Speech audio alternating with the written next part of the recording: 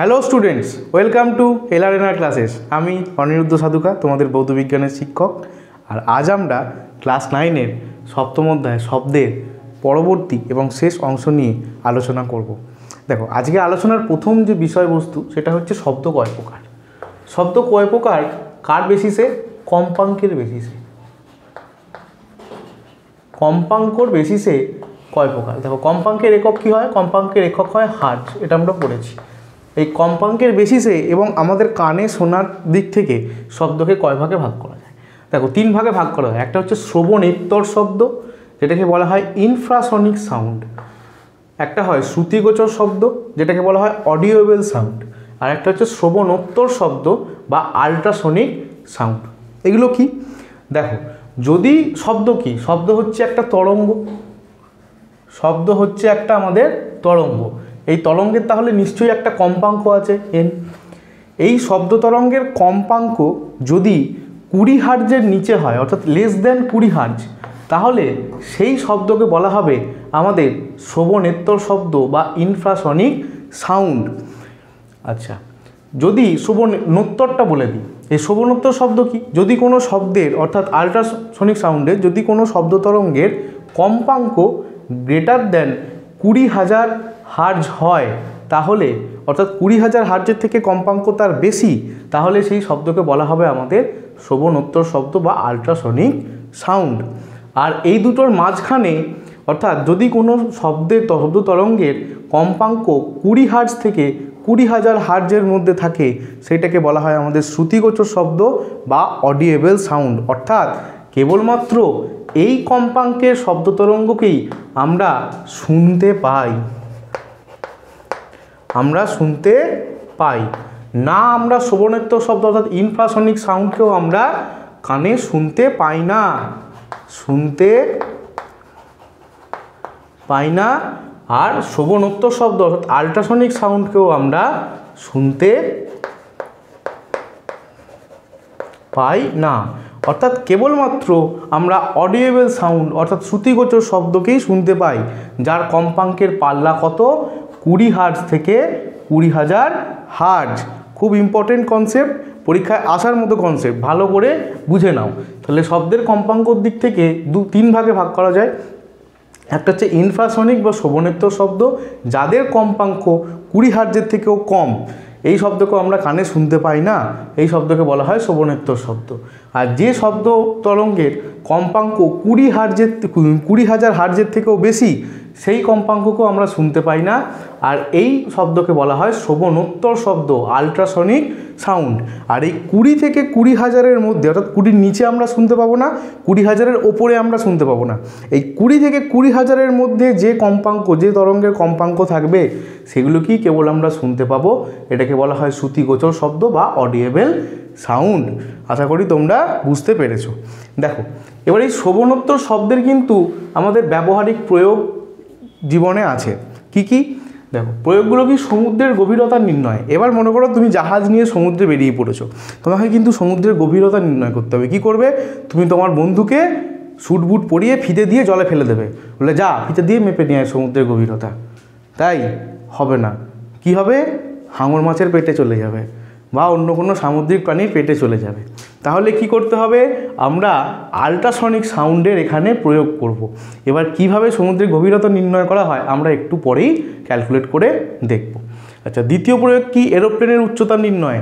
একইভাবে এরোপ্লেনের উচ্চতা কী করে নির্ণয় করবে? একটা ফিতে হাতে ধরিয়ে তোমার বন্ধুকে প্লেন থেকে ধাক্কা মেরে দেবে, বলে যা মেপে আয় ফিতে করে। হবে না। তাহলে এক্ষেত্রেও কিন্তু আমাদের আল্ট্রাসনিক সাউন্ডের অ্যাপ্লাই করতে হবে এরোপ্লেনের উচ্চতা নির্ণয় করার জন্য। এটাও কিভাবে করব সেটাও আমরা ক্যালকুলেট করে দেখাবো। আচ্ছা, এবার চলে আসি আমরা ডাক্তারখানাতে গেলে একটা জিনিস আমরা এই শব্দটা শুনেছি, আল্ট্রাসনোগ্রাফি। আল্ট্রাসনোগ্রাফিতেও কিন্তু এই শ্রবণোত্তর শব্দর ব্যবহার করা হয়।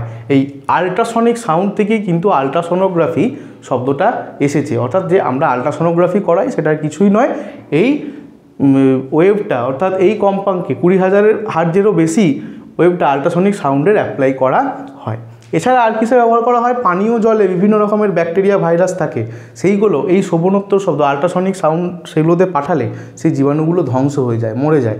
অর্থাৎ পানীয় জলকে পরিশোধন করতেও এই সাউন্ড কাজে লাগে। এছাড়া কি, এছাড়া একটা বিখ্যাত কিছু কিছু প্রাণী আছে যারা ইকোলোকেশনের সাহায্যে নিজেদের গতিপথ নিয়ন্ত্রণ করে। তার উদাহরণ হচ্ছে বাদুড়, গঙ্গা শুশুক, ইভেন তিমি মাছ। এরা কি করে, এরা ইকোলোকেশন, এরা তাদের মুখ থেকে বা শরীরের যে কোনো অঙ্গ থেকে এই আল্ট্রাসনিক সাউন্ড বার করে এবং এই আল্ট্রাসনিক সাউন্ডের প্রতিধ্বনি ক্যালকুলেট করে এরা কিন্তু সামনে কোনো অবস্ট্যাকেল আছে কিনা, বাধা আছে কিনা, বা কী টাইপের জিনিস আছে, কত বড় জিনিস আছে, এইগুলোকে কিন্তু তারা নিয়ন্ত্রণ করতে পারে। সেই অনুযায়ী ওরা কিন্তু নিজেদের গতিপথকে নিয়ন্ত্রণ করে, ইভেন শিকারটাও খুঁজতে পারে। আচ্ছা, আর একটা খুব ভালো জিনিস, সেটা হচ্ছে সোনার। দেখো এই সোনার কী জিনিস, সোনারের ফুল ফর্মটা কিন্তু আমাদের জানতে হবে।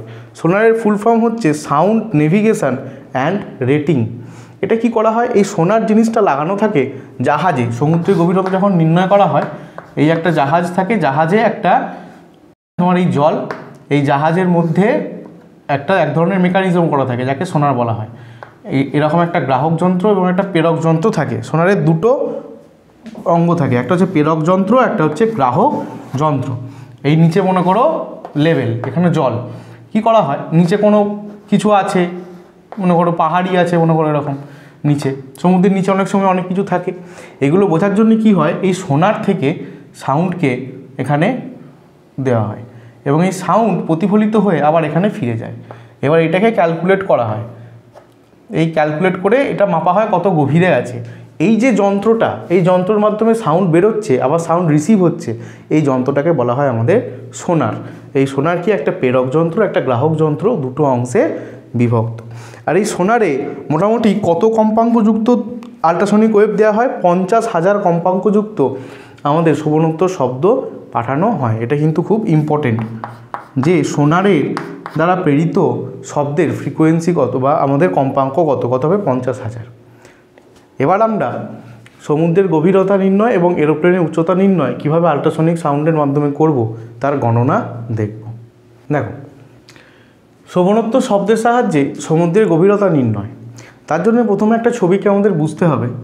যে মনে করো এই একটা জাহাজ,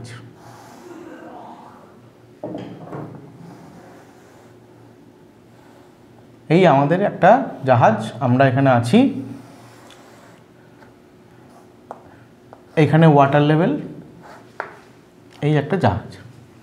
এবার এই জাহাজে ওয়াটার লেভেল, এটা এই জাহাজে যদি আমরা শব্দ পাঠাতে চাই, আর নিচে মনে করো এটা হচ্ছে সমুদ্রের গভীরতা, এইখানে আবার ওই পৃথিবীর মাটি আছে বা কিছু আছে। এবার এইখান থেকে এই ডিস্টেন্সটা আমাদের মাপতে হবে, অর্থাৎ এইখান থেকে এই ডিস্টেন্সটা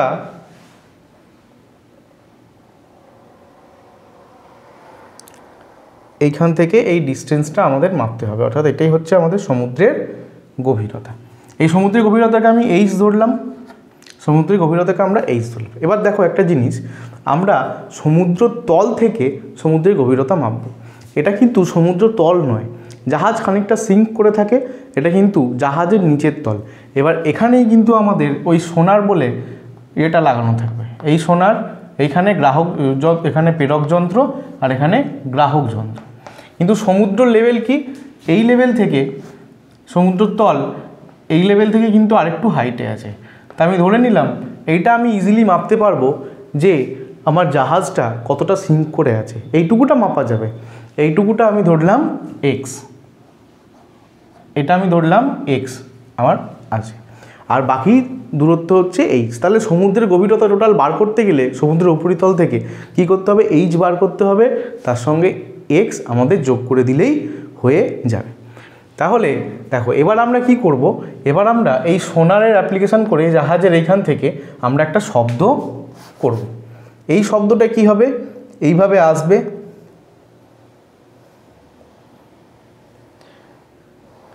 এইভাবে এসে এখানে আসবে এবং এখান থেকে প্রতিফলিত হয়ে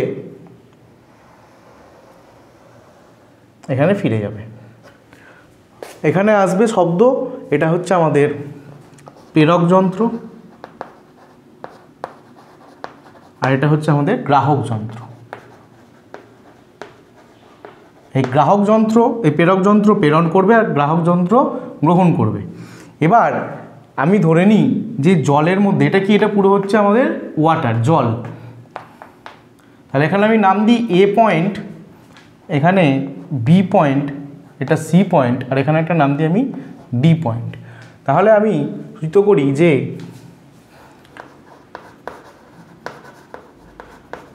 জাহাজের এ বিন্দু থেকে শব্দ করা হলো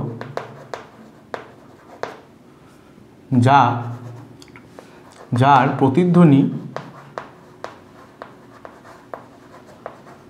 বি বিন্দুতে গৃহীত হলো। বোঝা গেল? এবার আমি ধরে নিচ্ছি যে এ থেকে সি এর ডিস্টেন্স, অর্থাৎ আমার জাহাজটা কতটা দূর, এ থেকে সি এর ডিস্টেন্স, অর্থাৎ আমি এইখান থেকে এইখান পর্যন্ত এই ডিস্টেন্সটাকে আমি ধরে নিচ্ছি এল। এটা আমি মাপতে পারবো, আমার এ পয়েন্ট আর সি পয়েন্ট কতটা দূরে আছে, এটা হচ্ছে এল। আমি ধরে নিচ্ছি, ধরি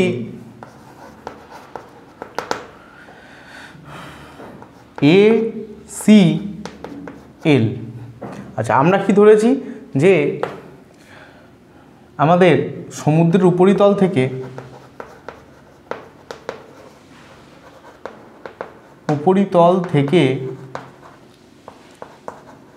জাহাজের সোনার পর্যন্ত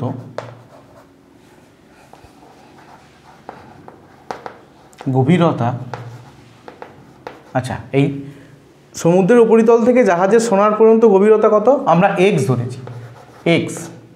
আচ্ছা, আর জাহাজের নিম্নাংশ থেকে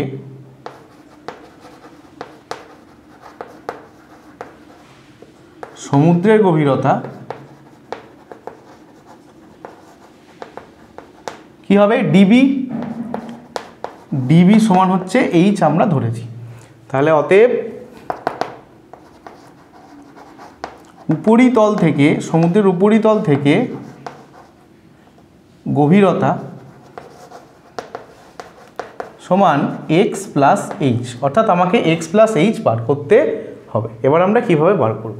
এবার দেখো, আমরা এখানে শব্দ করেছি, ধরে নিই শব্দের জলের বেগ হচ্ছে ভি, এবং এই টোটাল এখান থেকে এসে এখানে প্রতিধ্বনি হতে সময় লেগেছে টি। তাহলে ধরি জলে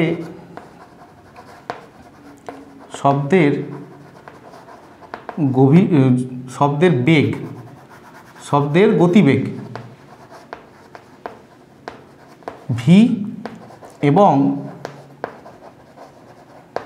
শব্দ করার পর টি সময় পরে প্রতিধ্বনি শুনতে পাওয়া যায়।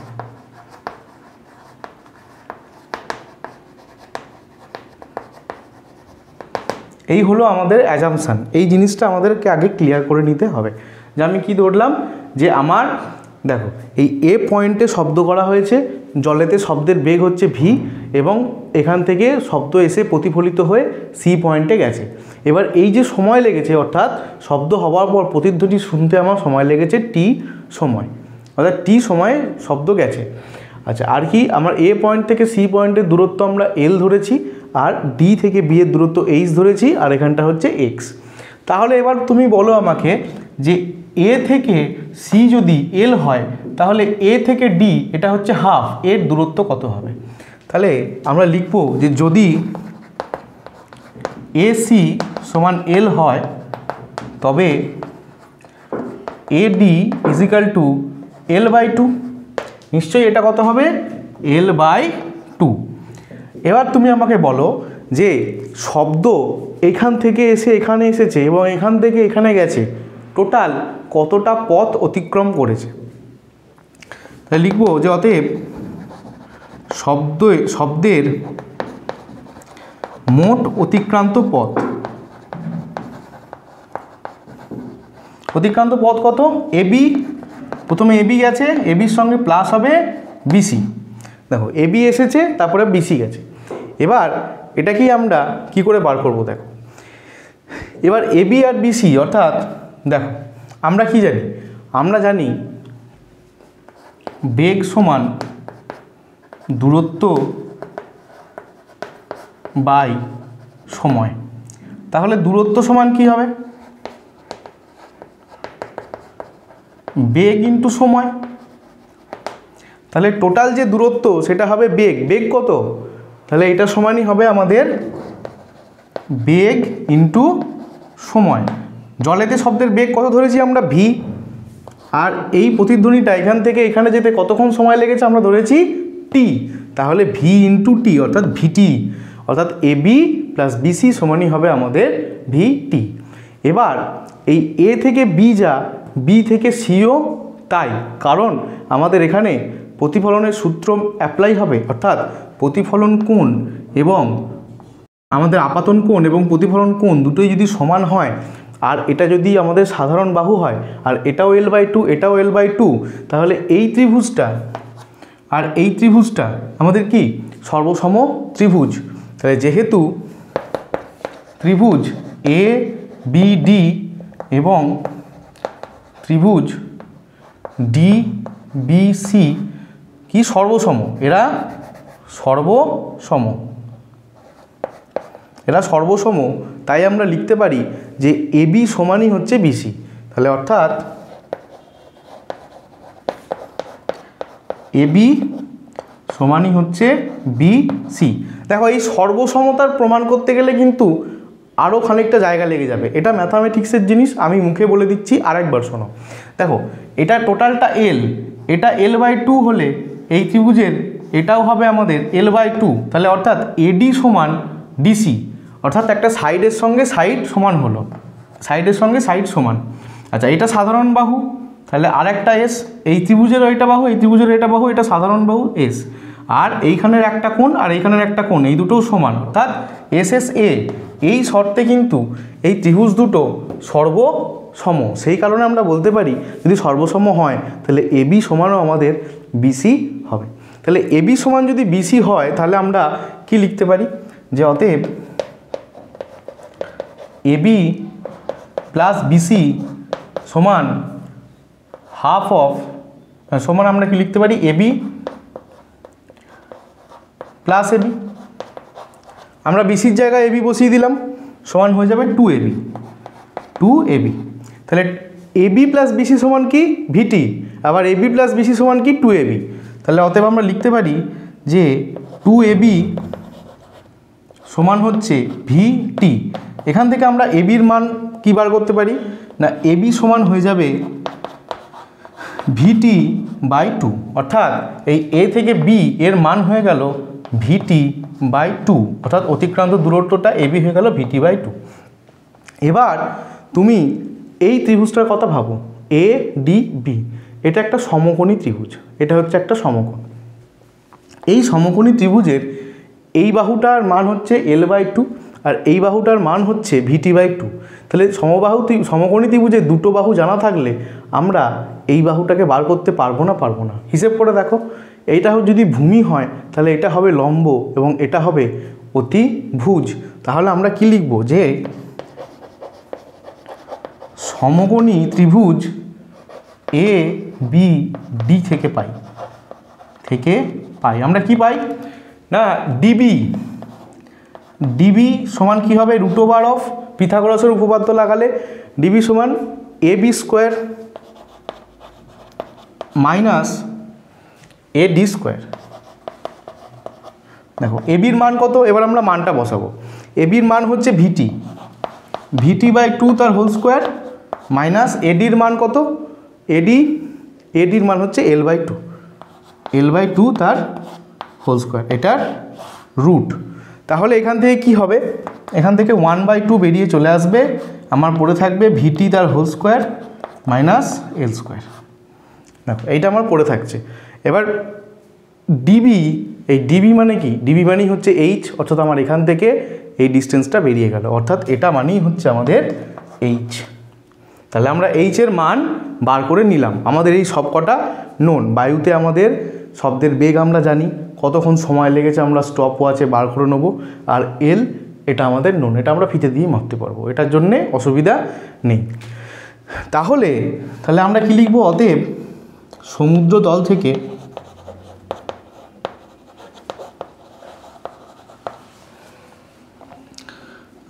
সমুদ্রের গভীরতা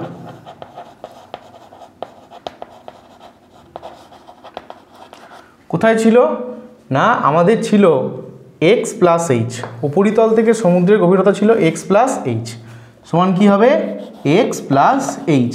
এবার এইচের মানটা আমরা বসিয়ে দেবো, অর্থাৎ X plus half of root over of V T তার whole square minus L square.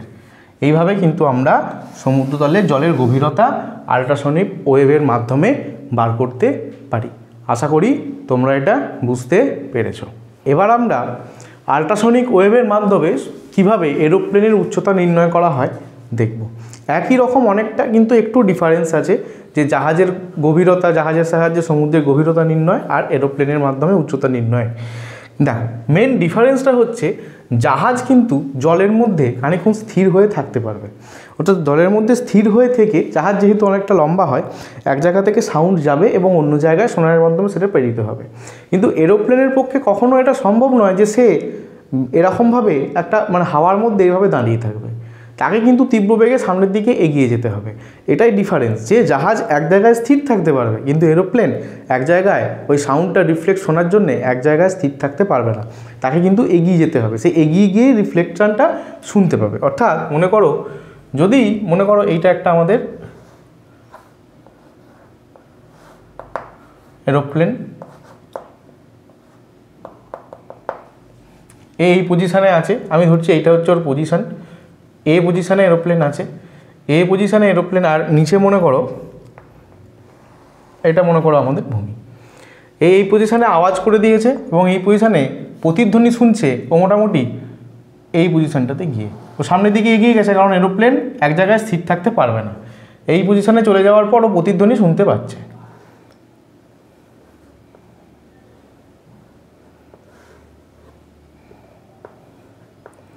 এই বি পজিশনে চলে যাওয়ার পর ও প্রতিধ্বনি শুনছে এইভাবে। দেখো এখানে কি হয়, এখানে শব্দ, আমি যদি এটা যাত্রাপথ টোটাল ধরি, এই যাত্রাপথের মধ্যবিন্দু আমি এটা ধরি, তাহলে এইখান থেকে টোটাল আমাদের মাটির যে হাইটটা হবে, অর্থাৎ এই পয়েন্টটা, আচ্ছা এটা যদি আমি এ বি, এখানে সি আর এখানে ডি পয়েন্ট দিই, তাহলে এই সি আর ডি এর যে দূরত্বটা এটাই হচ্ছে উচ্চতা, এটাই আমাদের বার করতে হবে। এটাকে আমি এইচ ধরে নিলাম। এবার কি ঘটনা হবে, এখানে যদি সাউন্ড করে দেয় তাহলে এই শব্দটা এইভাবে এখানে আসবে এবং এখানে প্রতিফলিত হয়ে এরোপ্লেন যখন এই পজিশানে, তখনও শব্দর প্রতিধ্বনি শুনতে পাবে, অর্থাৎ এইভাবে রিফ্লেক্ট হয়ে ওর কাছে যাবে। এবার এখানে দেখো এরোপ্লেনের নিজস্ব একটা গতি আছে, এরোপ্লেন কিন্তু এদিকে গতিশীল, আমি ধরে নিলাম যে এরোপ্লেনের গতি হচ্ছে ছোট ভি, আর এই শব্দের গতিবেগ হচ্ছে বড় ভি। এবার এই শব্দটা এখানে এসে এখানে প্রতিফলিত হয়ে ওখানে যেতে সময় লেগেছে আমাদের টি। এই টি সময়ে কি হয়েছে, টি সময়ে এরোপ্লেনটা এ থেকে বি পজিশনে পৌঁছে গেছে, অর্থাৎ সময়টা কিন্তু স্থির রইল। টি সময়ে কি হয়েছে, টি সময় ও এইখানে শব্দ করে দিয়েছে, দিয়ে এইখানে পৌঁছে গেছে, তখনও প্রতিধ্বনি শুনতে পেয়েছে, অর্থাৎ সেটা টি সময় পরে গেছে। আর টি সময় কি হয়েছে, এরোপ্লেন এক জায়গায় না থেকে এ পজিশন থেকে বি পজিশনে চলে গেছে, অর্থাৎ এটাও কিন্তু টি সময় আমাদের সংঘটিত হয়েছে। এবার আমরা একটু লিখে নেব, যে ধরি একটি এরোপ্লেন এ বিন্দুতে শব্দ করে এবং টি সময় পরে প্রতিধ্বনি গ্রহণ করে। যখন প্লেনটির অবস্থান বি বিন্দুতে, ধরি প্লেনটি ছোট ভি বেগে গতিশীল এবং শব্দের বেগ বড় হাতের ভি। দেখো এই হলো আমাদের অ্যাজাম্পশন যে এখানে প্লেনটি শব্দ করেছে, তারপরে টি সময় পরে বিয়ে যখন পজিশন তখন প্রতিধ্বনি শুনতে পেয়েছে, আমি প্লেনের গতিবেগ ছোট ভি এবং শব্দের গতিবেগ বড় ভি ধরে নিয়েছি। তাহলে এবার দেখো, তাহলে এখান থেকে বলো যে এই টি সময়ে প্লেনটি এবি যে দূরত্ব গেছে এই দূরত্বটার পরিমাপ কত হবে। তাহলে অতএব টি সময়ে প্লেনটির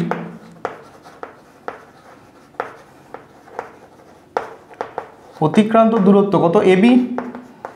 এবি সমান কি হবে, দেখো সেই একই কনসেপ্ট, কি হয় দূরত্ব সমান বেগ ইন্টু সময়।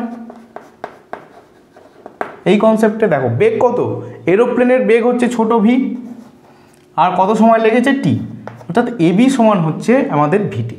এবি যদি ভিটি হয় আর সি কি, সি হচ্ছে এবির মিড পয়েন্ট অর্থাৎ মধ্যবিন্দু, তাহলে লিখব যেহেতু সি এবি এর মধ্যবিন্দু তাই এসি সমান সিবি। অতএব তাহলে এসি কত হবে, এসি নিশ্চয়ই এবির হাফ হবে, তাহলে টোটালটা যদি ভিটি হয় তাহলে এটা নিশ্চয়ই আমাদের ছোট ভিটি বাই 2 হবে এখান থেকে এইটুকুটা, তাহলে এসি সমান হবে আমাদের ছোট ভিটি বাই 2। আচ্ছা এবার আমরা লিখব যে এই টি সময়ে শব্দ টোটাল কতটা পদ গেছে, তাহলে অতএব টি সময়ে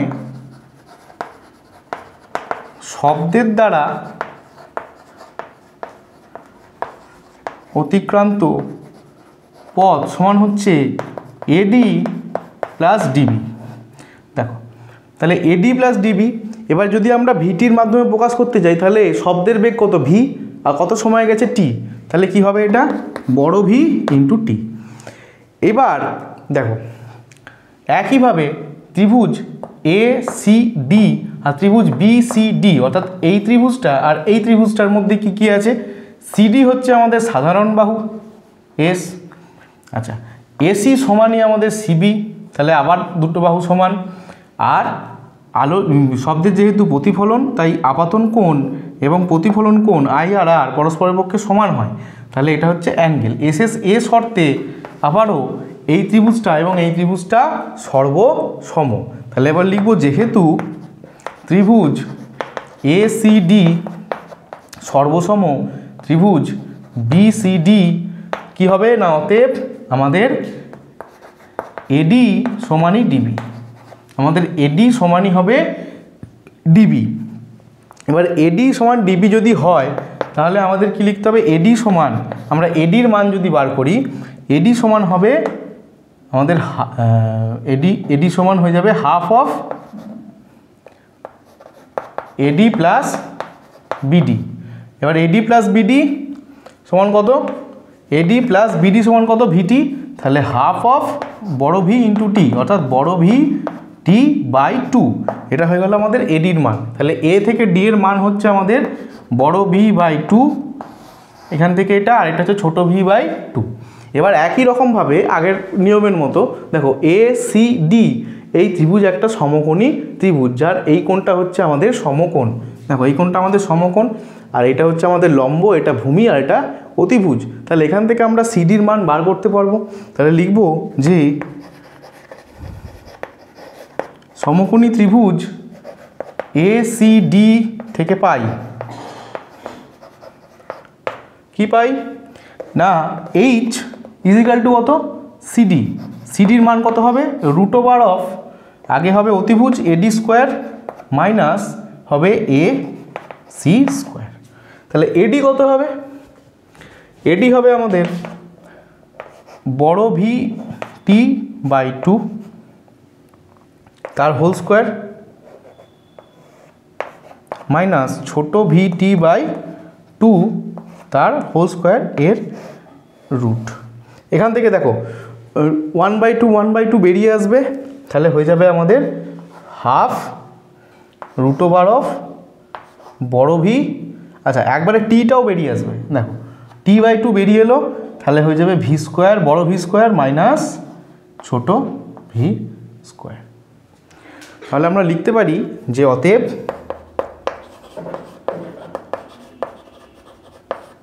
এরোপ্লেনের উচ্চতা h = t/2 ইন্টু √/, বড় ভি স্কোয়ার মাইনাস ছোট ভি স্কোয়ার। এইভাবে আমরা শোভনেত্তর শব্দ অর্থাৎ আল্ট্রাসনিক ওয়েভ ব্যবহার করে এরোপ্লেনের উচ্চতা বার করতে পারি। এবার আমরা শব্দের বৈশিষ্ট্য সম্পর্কে আলোচনা করব। দেখো, শব্দের বৈশিষ্ট্য বলতে এখানে সুরযুক্ত শব্দের কথা বলা হয়েছে। নর্মাল এই যে কথা বলছি, এইটা কিন্তু সুরযুক্ত শব্দ নয়। সুরযুক্ত শব্দ কি? গান টান করা। এই সুরযুক্ত শব্দের মধ্যে কি বৈশিষ্ট্য থাকবে না, শব্দের উৎসের নিয়মিত, পর্যায়বৃত্ত এবং ধারাবাহিকভাবে কম্পন হলে সুরযুক্ত শব্দ উৎপন্ন হয়। কি হয়? শব্দের উৎসকে কি বলা হয়? সনক বলা হয়। এই সনক যদি নিয়মিত, পর্যায়বৃত্ত এবং ধারাবাহিকভাবে কম্পিত হতে থাকে তাহলে সুরযুক্ত শব্দ উৎপন্ন হয়। আমি হ্যাপাজেডলি একটা কথা বলছি, ও এ আমি খাই, এটা কিন্তু সুরযুক্ত শব্দ নয়, এটা সুরের বাইরে। বা অনেক সময় আমি খুব চেঁচিয়ে উঠলাম, আবার লোয়ে চলে গেলাম, এটা কিন্তু সুরযুক্ত শব্দ নয়। সুরযুক্ত শব্দ হতে গেলে কি করতে হবে? নিয়মিত, পর্যায়বৃত্ত এবং ধারাবাহিকভাবে কম্পন হতে হবে, তাহলে সুরযুক্ত শব্দ উৎপন্ন হবে। এই যে সুরযুক্ত শব্দ, এই সুরযুক্ত শব্দর কিন্তু তিনটে বৈশিষ্ট্য। কি কি বৈশিষ্ট্য?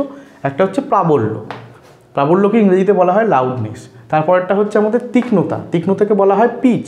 আর একটা হচ্ছে গুণ বা জাতি, আর কোয়ালিটি, এটাকে কোয়ালিটি বলা হয়। এবার এগুলো সম্পর্কে একে একে আমরা আলোচনা করব। দেখো, প্রথমেই চলে আসে প্রাবল্য। প্রাবল্য কী জিনিস? প্রাবল্যকে আরেক ভাষায় তীব্রতা বলা হয়। যাহা প্রাবল্য তাহাই তীব্রতা।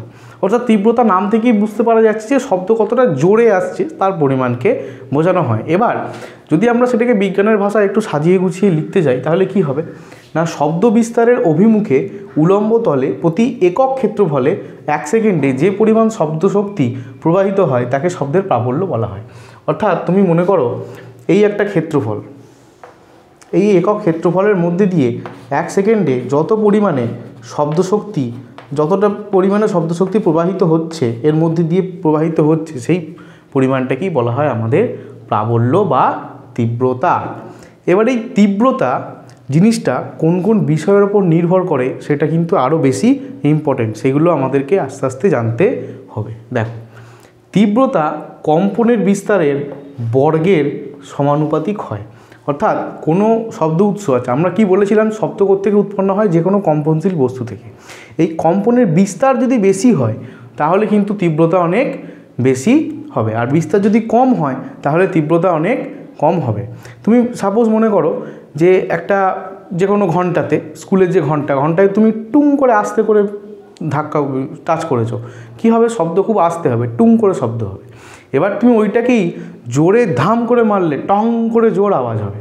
কি হয় না, এই যে বিস্তারটা তুমি টুং করে মেরেছো, এরকম বিস্তার হচ্ছিল, এবার তুমি জোরে মেরেছো, তখন এইভাবে বিস্তারটা হচ্ছে, কম্পনের বিস্তার যত বেশি হবে তত কি হবে? শব্দের প্রাবল্য বেশি হবে। আচ্ছা, কম্পনশীল বস্তুর আকার বড় হলে তীব্রতা বেশি হয়। আকার বড় হলে দেখো, তুমি মনে করো ডুগি তবলা, আর অন্যদিকে মনে করো তোমার ড্রাম বা যেগুলো প্যারেডের সামনে এইভাবে এত বড় বড় থাকে, ঢোল, ঢাক, এগুলোতে কি হয়? আওয়াজ বেশি হয়। ডুগি তবলায় কী হয়? শব্দ হয়, তার থেকে ঢাকে কি হয়? অনেক বেশি হয়। মেকানিজম কিন্তু একই জিনিস দুটোরই। যেহেতু কম্পনশীল বস্তুর এরিয়া বড় হয়ে যাচ্ছে সেহেতু কিন্তু শব্দের প্রাবল্য বেশি হয়ে যাচ্ছে। বা ছোটো বক্স আস্তে আস্তে বাজবে, যত বড় বক্স নিয়ে আসবে তত বেশি জোরে বাজবে, এই ব্যাপার। আচ্ছা, সনক এবং শ্রোতার মধ্যে দূরত্ব বেশি হলে প্রাবল্য কম হয়। স্বাভাবিক কথা, তুমি এখানে দাঁড়িয়ে আছো, তোমার বাড়ির 3 কিলোমিটার দূরে একটা মাইক বাজছে, তুমি খুব আস্তে আস্তে শব্দ শুনতে পাবে। আর তোমার একদম বাড়ির 500 মিটারের মধ্যে মাইক বাজছে, তুমি অনেক বেশি শুনতে পাবে। সনক থেকে শ্রোতার দূরত্ব যত বাড়বে প্রাবল্য আস্তে আস্তে কমতে থাকবে। এরপর কি আছে? যদি মাধ্যমের ঘনত্ব বেশি হয় সেক্ষেত্রে প্রাবল্য বেশি হয়। দেখো এই কনসেপ্টটা কি, শব্দ কোন মাধ্যমে সবথেকে বেশি তাড়াতাড়ি বেগে প্রবাহিত হয়? আমাদের কঠিন মাধ্যমে।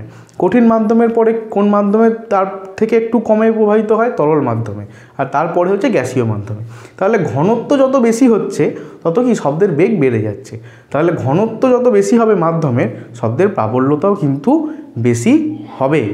আচ্ছা, আর কার উপর নির্ভর করে? সনকের কাছে অনুনাদি বস্তু থাকলে শব্দের প্রাবল্য বেশি হয়। অনুনাদি বস্তু, এই অনুনাদি বস্তু জিনিসটা কি? অনুনাদি বস্তু হচ্ছে কীভাবে বোঝাই তোমাকে আমি একটা উদাহরণ দিয়ে বোঝাই। মনে করো তোমার হাতে একটা কোনো কম্পনশীল বস্তু আছে। মনে করো তুমি একটা থালা নিয়েছো, থালাকে টং করে দিয়েছো, টং করে আওয়াজ হচ্ছে। এই থালাটাকে তুমি একটা টেবিলের ওপর ধরবে, দেখবে টেবিলটাও কাঁপতে থাকছে এবং ঠক ঠক ঠক ঠক ঠক ঠক করে জোর আওয়াজ বেরোচ্ছে। এই যে অন্যের কম্পনে অন্য আরেকটা বস্তু কম্পিত হচ্ছে, এই রকম বস্তুকে বলা হয় অনুনাদি বস্তু। আমার এই আঙুলটা কাঁপছে, আমার এই আঙুলটা কাঁপাকে যদি আমি এই আঙুলের সঙ্গে টাচ করি তাহলে কী হবে? এই আঙুলটা আমার কাঁপতে থাকবে। তাহলে এই যে অন্যের কম্পনের ফলে এটা হচ্ছে কম্পনের উৎস। একটা স্থির বস্তুর উপর লাগালে এই বস্তুটাও কম্পিত হতে থাকছে। এই প্রকার বস্তুগুলোকে বলা হয় অনুনাদি বস্তু। তাহলে কী হয়? সনকের কাছে যদি অনুনাদি বস্তু থাকে তাহলেও শব্দের প্রাবল্য কিন্তু আমাদের বেশি হয়ে যায়। আর কি? মাধ্যমের গতির অভিমুখে শব্দ তরঙ্গ সঞ্চালিত হলে প্রাবল্য বাড়ে। দেখো মনে করো শব্দ তোমার এখানে বক্স বাজছে, তুমি এখানে দাঁড়িয়ে আছো, এখান থেকে শব্দ তোমার কানে আসছে, তুমি জোর নাচছো এখানে। এবার কি হয়েছে না, হাওয়া দিচ্ছে, হাওয়াও এইদিকে বইছে, তাহলে কি হবে? শব্দ তোমার কাছে খুব জোরে আসবে। আর যদি কোনো ক্রমে হাওয়া বিপরীত দিকে দেয়, শব্দ এদিকে যাচ্ছে আর হাওয়া এদিকে আসছে উল্টো দিকে, তাহলে কিন্তু শব্দের প্রাবল্য কমে যাবে। তোমার কানে কিন্তু আওয়াজটা আস্তে আস্তে আসবে। দেখবে ঘরেতে পাখা চললে ঘরের বাইরের শব্দ অত শুনতে পাওয়া যায় না, কেন? বায়ু প্রবাহ হয় বলে। আর শীতকালে দেখবে যখন অফ থাকে তখন দেখবে খুব প্রমিনেন্ট সমস্ত শব্দগুলোই শুনতে পাওয়া যাচ্ছে। তো এই হচ্ছে আমাদের মাধ্যমের গতির অভিমুখে শব্দ তরঙ্গ সঞ্চালিত হলে প্রাবল্য বাড়ে। আচ্ছা, এর পরের কোয়ালিটি চলে আসে আমরা তীক্ষ্ণতা। এর পরের জিনিস তীক্ষ্ণতা বা পিচ। তীক্ষ্ণতা বা পিচ কী জিনিস? শব্দের যে বৈশিষ্ট্যের জন্য সমান প্রাবল্য বিশিষ্ট খাদের সুর এবং চড়ার সুরের মধ্যে পার্থক্য করা যায় তাকে তীক্ষ্ণতা বলা হয়। আমরা বুঝতে পারি কোনটা খাদের সুর, মোটা সুর, কোনটা তীক্ষ্ণ সুর। এই যে পার্থক্যটা করতে পারা যায় শব্দের যে বৈশিষ্ট্যের জন্যে, তাকেই বলা হয় আমাদের তীক্ষ্ণতা। দেখো তীক্ষ্ণতা কিসের উপর নির্ভর করে? সনকের কম্পাঙ্ক বৃদ্ধি পেলে শব্দের তীক্ষ্ণতা বৃদ্ধি পায়। যদি সনকের কম্পাঙ্ক বৃদ্ধি পায়, অর্থাৎ যেখান থেকে শব্দ উৎপন্ন হচ্ছে তার কম্পাঙ্ক যদি বৃদ্ধি পেয়ে যায়, তাহলে কিন্তু আমাদের তীক্ষ্ণতা বৃদ্ধি পেয়ে যায়। এখান থেকে একটা খুব ইম্পর্টেন্ট কোশ্চেন আসে। দেখো, পুরুষের গলার স্বরের থেকে মহিলা এবং শিশুদের গলার স্বর বেশি তীক্ষ্ণ হয় কেন? খুব ইম্পর্টেন্ট কোশ্চেন, পরীক্ষায় আসার মতো কোশ্চেন। মানে তীক্ষ্ণতা থেকে কিন্তু এই কোশ্চেনটাই সব থেকে বেশি আসে। কী হয়? পুরুষের গলার স্বরের থেকে মহিলা এবং শিশুদের গলার স্বর বেশি তীক্ষ্ণ হয়। এটা আমরা সবাই জানি যে পুরুষদের গলা একটু মোটা টাইপের হয়, আর মহিলাদের গলা এবং শিশুদের গলা কিন্তু একদম কি হয়? খুব সরু টাইপের হয়। যেমন আমরা বুঝতে পারি একজন মেল আর্টিস্ট গান করলে আর ফিমেল আর্টিস্ট গান করলে দুজনকার মধ্যে কিন্তু তীক্ষ্ণতার পার্থক্য হয়। এবার কেন হয়? দেখো, পুরুষের দেহে কিছু হরমোন থাকে, সেই হরমোনগুলো পুরুষের যে স্বরযন্ত্র আছে, অর্থাৎ আমাদের যে স্বরযন্ত্রগুলো আছে, সেই স্বরযন্ত্রটাকে মোটা এবং ভারী করে দেয়। এবার মোটা এবং ভারী করলে কি হবে? মোটা এবং ভারী করলে তার কম্পাঙ্ক কিন্তু কমে যাবে। আমাদের পুরুষদের কি হয়? কম্পাঙ্ক কমে যায়। সেই কারণে কি হয়? কম্পাঙ্ক কমে গেলে আমাদের তীক্ষ্ণতাও কিন্তু কমে যায়। আর মহিলাদের কি হয়? মহিলা এবং বাচ্চাদের এদের স্বরযন্ত্র কিন্তু পুরুষদের তুলনায় অনেক হালকা হয়, অনেক পাতলা হয়, অর্থাৎ অত মোটা হয় না। এবার মোটা যেহেতু হয় না, সেহেতু স্বরযন্ত্রের কম্পাঙ্ক কি হয়? অনেক বেশি হয়। এবার কম্পাঙ্ক বেশি হয় বলেই কি হয়? তীক্ষ্ণ হয়ে যায় গলার স্বর। এটাই হচ্ছে আমাদের পুরুষের গলার স্বরের থেকে মহিলা এবং শিশুদের গলার স্বর তীক্ষ্ণ হওয়ার কারণ। আচ্ছা, আশা করি তোমরা বুঝতে পেরেছো। এবার আমরা চলে আসি গুণ বা জাতি সম্পর্কে। দেখো, গুণ বা জাতি ও কোয়ালিটি কী জিনিস? বলছে সুরযুক্ত শব্দের যে বৈশিষ্ট্যের জন্য বিভিন্ন বাদ্যযন্ত্র থেকে উৎপন্ন সমান প্রাবল্য এবং সমান তীক্ষ্ণতা বিশিষ্ট স্বরগুলির মধ্যে পার্থক্য করা যায় তাকে স্বরের গুণ বা জাতি বলা হয়। এবার মনে করো দুটো বাদ্যযন্ত্র আছে, একটা তোমার গিটার আর একটা তোমার মনে করো পিয়ানো। এই দুটো শব্দ থেকে একই প্রাবল্য, একই আমাদের কম্পাঙ্ক, একই প্রাবল্য, তীক্ষ্ণতা একই, দুখানা শব্দ হচ্ছে, কিন্তু তাও আমরা বুঝতে পারবো যে এটা হচ্ছে পিয়ানোর শব্দ, এটা হচ্ছে গিটারের শব্দ, এটা হচ্ছে বাঁশির শব্দ, এটা হচ্ছে আমাদের ড্রামের শব্দ। আমরা কিন্তু আলাদা আলাদা বলতে পারি। ইভেন আমরা দুটো মানুষের গলার মধ্যে পার্থক্য করতে পারি। তারা যদি সেম প্রাবল্য সেম তীক্ষ্ণতা দিয়েও কথা বলে, তাহলে আমরা বলতে পারবো এটা অমুক, ওটা তুসুক, ওটা মুসুক। আমরা কিন্তু পার্থক্য করতে পারি। এবার এই যে বৈশিষ্ট্যটার জন্য আমরা পার্থক্য করতে পারি তাকেই বলা হয় গুণ বা জাতি। আমরা সবাই দেখবে রেডিও জকি কিন্তু সবাই হতে পারে না। রেডিও জকির জন্য ভয়েস ঠিকঠাক থাকতে হয়। কেন, কিসের বেসিসে ভয়েস ঠিক থাকতে হয়? এই কোয়ালিটি, অর্থাৎ যারা জকি হিসেবে কাজ করে তাদের মধ্যে কোয়ালিটি, তাদের শব্দগুলো একটু অন্য টাইপের হয়, অনেক পরিষ্কার হয়, অনেক প্রম্পট হয়। আর কিছু কিছু মানুষের দেখবে কথা জড়ানো থাকে, পরিষ্কার হয় না।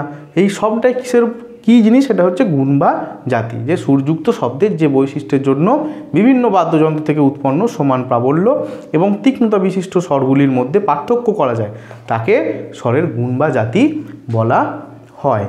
এবার এই স্বরের গুণ বা জাতি কার কার ওপর নির্ভর করে সেগুলো আমরা দেখব। দেখো, মূল সুরের সাথে থাকা উপসুরের সংখ্যার ওপর নির্ভর করে। আচ্ছা, উপসুরগুলির কম্পাঙ্কের অনুপাতের ওপর নির্ভর করে, উপসুরগুলির আপেক্ষিক প্রাবল্যের ওপর নির্ভর করে, বাদ্যযন্ত্র থেকে উৎপন্ন স্বরের তরঙ্গ প্রকৃতির ওপর নির্ভর করে। এবার এই মূল সুর উপসুর কি, এগুলো এই মুহূর্তে হয়তো বুঝতে পারবে না, তাই এখানটা একটু মনে রাখার চেষ্টা করো। মূল সুরের থেকে উপসুরগুলির সংখ্যার ওপর, একটা মূল সুর থাকে, তার সঙ্গে ব্রাঞ্চ সুর থাকে অনেক, এই ব্রাঞ্চ সুরের সংখ্যাগুলোর ওপর নির্ভর করে। এই ব্রাঞ্চ সুরের এই যে উপসুরগুলো, এদের কম্পাঙ্কর ওপর নির্ভর করে, আর উপসুরগুলির আপেক্ষিক প্রাবল্যের ওপর নির্ভর করে, অর্থাৎ এই প্রাবল্যের ওপর আমাদের নির্ভর করে। আর বাদ্যযন্ত্র থেকে উৎপন্ন শব্দের তরঙ্গ প্রকৃতি, অর্থাৎ তরঙ্গটা কী টাইপের, অর্থাৎ এই যে তরঙ্গ কার্ভ, এই তরঙ্গ কার্ভের ওপর কিন্তু আমাদের নির্ভর করে গুণ বা জাতি। তাহলে এই তিনটে হলো আমাদের সুরযুক্ত শব্দের বৈশিষ্ট্য। কি কি? প্রাবল্য, তীক্ষ্ণতা এবং গুণ বা জাতি। প্রাবল্য হচ্ছে লাউডনেস, তীক্ষ্ণতা হচ্ছে পিচ, আর গুণ বা জাতি হচ্ছে কোয়ালিটি। এই তিনটে জিনিস থাকলে তাকে বলা হবে আমাদের সুরযুক্ত শব্দ। আচ্ছা, এবার এইখানে শব্দের বৈশিষ্ট্য শেষ। এবার একটা অন্য টপিকে আসি, সেটা হচ্ছে শব্দ দূষণ। দেখো, শব্দ দূষণ সম্পর্কে আর কি বলার আছে? বেশি জোরে শব্দ হলে যখন আমাদের কানে লাগে, কানে যন্ত্রণা হয়, বা এখন তো এত লেভেলের মাইক বাজায় যে কান তো ছেড়েই দাও, হৃৎপিণ্ড পর্যন্ত স্বাভাবিক ছন্দে ছন্দিত হতে পারে, মানে স্বাভাবিকভাবে থাকতে পারে না। এইগুলি শব্দ দূষণ। দেখো, শব্দ দূষণ জানতে গেলে আমাদের যেটা জানতে হবে বিজ্ঞানের ভাষায়, সেটা হচ্ছে শব্দ দূষণকে আমরা কি করে মাপবো, কী এগুলোকে মাপবো আমরা, সেটা জানতে হবে। দেখো, তীব্রতার উপর নির্ভর করে শব্দ দূষণ। যে শব্দের তীব্রতা খুব বেশি হয়ে যাচ্ছে সেটাকেই বলা হবে আমাদের শব্দ দূষণ। একটা লেভেল আছে, এই লেভেল পর্যন্ত থাকলে সেটাকে শব্দ দূষণ বলা হবে না। একটা লেভেল ছাড়িয়ে গেলে সেটাকে বলা হবে শব্দ দূষণ। কিসে? সেটা শব্দের তীব্রতা। তার আগে আমাদের জানতে হবে তাহলে তীব্রতাকে কোন এককে মাপা হয়। তীব্রতার লেভেল পরিমাপ করা হয় জেনারেলি বেল এককে। বেল, বয়কাল বেল, এটাকে বি দিয়ে প্রকাশ করা হয়। এবার এই বেল এককটা ব্যবহার করা হয় না, এর ব্যবহারিক একক হচ্ছে ডেসিবেল। এটা তোমরা আগেও জানো, আবার জানো ডেসিবেল এককে। এটাকে ছোটো হাতের ডি বড় হাতের বি দিয়ে প্রকাশ করা হয়, ডেসিবেল। এবার এই ডেসিবেলেরই খেলা বাকিটা। দেখো, 45 to 65, অনেক জায়গাতে 45 লেখা থাকে। 45 to 65 ডেসিবেল যদি সাউন্ড হয়, অর্থাৎ সাউন্ডের তীব্রতা যদি 45 থেকে 65 ডেসিবেল থাকে, তাহলে সেই সাউন্ডটাকে নিরাপদ সাউন্ড বলা যেতে পারে। এখানে আমাদের কোনো ক্ষতি হয় না। এরপর এর ওপর থেকে যখন উঠতে থাকে, এর ওপরে উঠে গেলেই কিন্তু শব্দ দূষণ হয়ে যায়। অর্থাৎ 70, 80, 90 এরকম যখনই উঠে যাচ্ছে সাউন্ড, সেটা কিন্তু সত্যি করেই শব্দ দূষণ। আর যদি 120 ডেসিবেল, 120 ডেসিবেলের ওপরে যদি আমাদের সাউন্ড উঠে যায়, তাহলে কিন্তু আমাদের কানের যন্ত্রণা শুরু হতে থাকে, মাথা ঝিমঝিম করবে, বিভিন্ন রকমের সমস্যা হতে থাকবে। ইভেন এরকম অনেক হয় যে হঠাৎ করে খুব একটা জোরালো শব্দ যদি এক মুহূর্তের জন্য কানে আসে কোনো মানুষের, চান্স থাকে সেই মানুষটা সম্পূর্ণ বধির হয়ে যেতে পারে। কানের ভেতরের টোটাল যে ছোট ছোট হাড়গুলো থাকে, সেই হাড়গুলো ব্রেক করে যেতে পারে, এতটা পর্যন্ত কিন্তু হতে পারে। তাহলে আমরা এইভাবে পড়ব যে 45 to 65 ডেসিবেল হচ্ছে নিরাপদ। 65 ডেসিবেলের ওপরে শব্দের তীব্রতা হয়ে গেলেই তাকে বলা হয় আমাদের শব্দ দূষণ। আমাদের পাড়ায় যে মাইক টাইক বাজে সবই কিন্তু শব্দ দূষণই হয়। ইভেন আমাদের ওয়ার্ল্ড কাপ খেলার সময় স্টেডিয়ামে যে পরিমাণে শব্দ আসছিল, যেটা আমাদের দেখাচ্ছিল এত ডেসিবেল দেখবে সবই 128 ডেসিবেল 130 ডেসিবেল কোনো কোনো সময় উঠে যাচ্ছিল। এই সবটাই কিন্তু মানে একদম মানে নিরাপদের বাইরে। আমরা সহ্য করে ফেলেছি সেটা আলাদা কথা, কিন্তু এইগুলো কিন্তু একদম প্রমিনেন্ট শব্দ দূষণ। তাহলে আমাদের রেঞ্জ হচ্ছে 45 টু 65 ডেসিবেল, এটা হচ্ছে নিরাপদ। 65-র ওপরে উঠলেই আমাদের শব্দ দূষণ শুরু হয়ে যায়, আর আমাদের 120 ডেসিবেলের ওপরে হয়ে গেলে কিন্তু আমাদের শারীরিক সমস্যা হতে পারে। আর এইবার শব্দ দূষণের কারণ বিভিন্ন রকম হতে পারে। এক তো মাইক বাজানো, বোমাবাজি ফাটানো, গাড়ি ঘোড়ার শব্দ, বিভিন্ন রকমের শব্দ হতে পারে। এবার শব্দ দূষণকে নিয়ন্ত্রণ করব কিভাবে? নিয়ন্ত্রণ করব বলতে এই জিনিসগুলোকে কমিয়ে দিয়ে, গাড়ি ঘোড়ার হর্নকে একটু কম করে, মাইকটাকে লিমিটে বাজিয়ে, আর কর্তৃপক্ষের মাধ্যমে যেটা এখন হয় যে রেস্ট্রিকশান আছে, বেশি জোরে বাজানো যায় না, পুলিশ সেখানে পদক্ষেপ করে।